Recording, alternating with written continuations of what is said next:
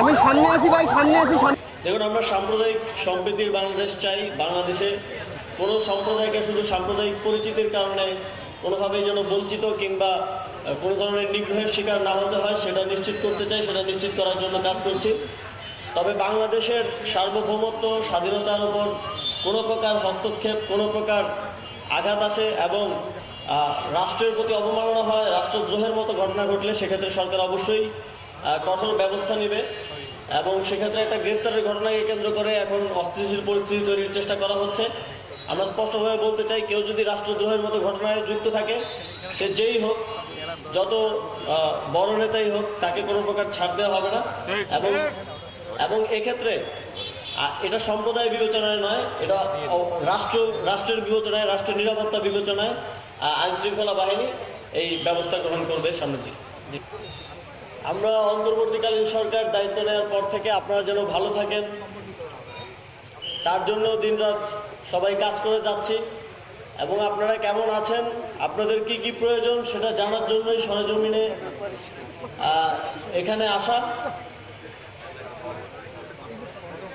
আপনারা এই গণ অভ্যুত্থানে একজন বীর শহীদ পেয়েছেন, আবু সাঈদের মাধ্যমে রংপুরের প্রতিটি দীর্ঘদিন ধরে চলে আসা বৈষম্য, রংপুরের দিকে বিগত সরকারগুলোর যেই দৃষ্টিপাতের যে অভাব, সেটা ঘুচে যাবে। এবং আপনারা এর মধ্যেই দেখেছেন, আমাদের মাননীয় প্রধান উপদেষ্টা রংপুরে এসেছিলেন এবং অন্যান্য উপদেষ্টাবৃন্দ রংপুরে এসেছেন। এবং আমিও রংপুরে এসেছিলাম আবু সাঈদের কবর জিয়ারত করতে এবং বেগম রোকেয়া বিশ্ববিদ্যালয়ে গিয়েছিলাম। কিন্তু আমি চেয়েছি যে অন্যান্য উপজেলাগুলো একটু ঘুরে দেখা এবং আপনাদের যে উন্নয়ন কার্যক্রমগুলো প্রয়োজন, আপনাদের যে দীর্ঘদিনের উন্নয়নের বৈষম্য রয়েছে, সেগুলো নিরসনে যেন আমি স্থানীয় সরকার মন্ত্রণালয় থেকে যথাযথভাবে উদ্যোগ নিতে পারি, সেজন্য একদম সরেজমিনে ঘুরে দেখার জন্যই আজকে রংপুরে আসা। আপনারা আপনাদের দাবিগুলো আপনাদের প্রতিনিধিরা জানিয়েছেন, আমরা সেগুলো শুনেছি, সেগুলো এবং নোট করেছি।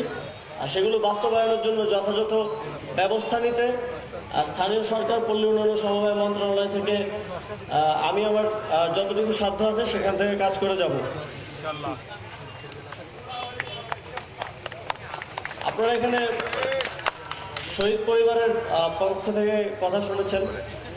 আমরা চাই বাংলাদেশে ভবিষ্যতে হওয়া সকল ধরনের সকল প্রোগ্রামে শহীদ পরিবারের সদস্যরা যেন এই গল্পগুলো আমাদেরকে বলেন, যাতে করে আমরা 24-এর গণঅভ্যুত্থানের যে শহীদ, একটা নতুন বাংলাদেশ গড়ার প্রত্যয় নিয়ে যারা জীবন দিয়েছেন, যারা আহত হয়েছেন, তাদেরকে ভুলে না যাই এবং তাদেরকে স্মরণে রাখার মধ্য দিয়ে সেই নতুন বাংলাদেশ গড়ার প্রত্যয়ে যেন ভবিষ্যতে কাজ করতে পারি, সেই প্রত্যাশা আমার থাকবে। এবং আপনারা জানেন যে শহীদ পরিবারকে জুলাই শহীদ স্মৃতি ফাউন্ডেশন থেকে ইতিমধ্যেই গত সপ্তাহে রংপুরে ফাউন্ডেশনের সদস্যরা এসেছিলেন এবং রংপুরের 65 জন শহীদের মধ্যে 40 জন শহীদের পরিবারকে সেটা পৌঁছে দেওয়া সম্ভব হয়েছে। বাকিদের সাথে জেলা প্রশাসন, উপজেলা প্রশাসনের মাধ্যমে বাকিদেরকেও সেই সহায়তা পৌঁছে দেওয়া হবে। এবং আপনারা জানেন সরকারের পক্ষ থেকেও প্রতিটি শহীদ পরিবারকে 30 লক্ষ টাকা করে ক্ষতিপূরণ দেওয়ার ঘোষণা দেওয়া হয়েছে এবং অতি দ্রুতই সেটা বাস্তবায়ন করা হবে। এবং শুধু তাই নয়, এছাড়াও কর্মসংস্থান সহ সারা জীবন বাংলাদেশ সরকার যেন এই শহীদ পরিবারের সাথে থাকে, আহতদের সাথে থাকে, সেটা আমরা নিশ্চিত করব ইনশাআল্লাহ। এখানে একটা ব্রিজের দাবি এসেছে সবার দিক থেকেই।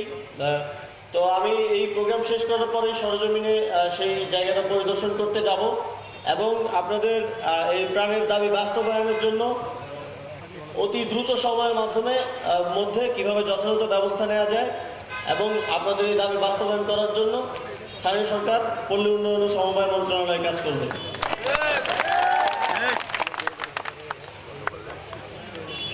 আপনারা দীর্ঘক্ষণ অপেক্ষা করছেন, বক্তব্য দীর্ঘায়িত করব না। তবে একটা জিনিস স্পষ্টভাবে বলতে চাই, 24-এর গণ অভ্যুত্থানের সূত্রপাত হয়েছে মানুষের একটা স্বপ্নের জায়গা থেকে এবং সেটা আমাদের যে প্ল্যাটফর্ম থেকে এই গণঅভ্যুত্থান হয়েছে তার নামের মধ্যেই রয়েছে। আমরা একটা বৈষম্যহীন বাংলাদেশ চেয়েছি। ইতোপূর্বে বাংলাদেশে এলাকা ভিত্তিক যে বৈষম্য, এবং আপনারা দেখেছেন যে এলাকা থেকে প্রধানমন্ত্রী আসে, যে এলাকা থেকে মন্ত্রী আসে, সেখানকার উন্নয়ন হয়, অন্যান্য এলাকার উন্নয়ন হয় না। আপনারা দেখেছেন বাংলাদেশে খুব স্পেসিফিকলি গোপালগঞ্জ সহ আরও কিছু জেলার বিশেষভাবে উন্নয়নে নজর দেওয়া হয়েছে।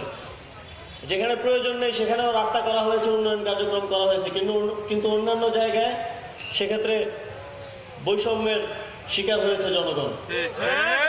তার মধ্যে রংপুর সহ উত্তরবঙ্গ একটা অন্যতম জায়গা।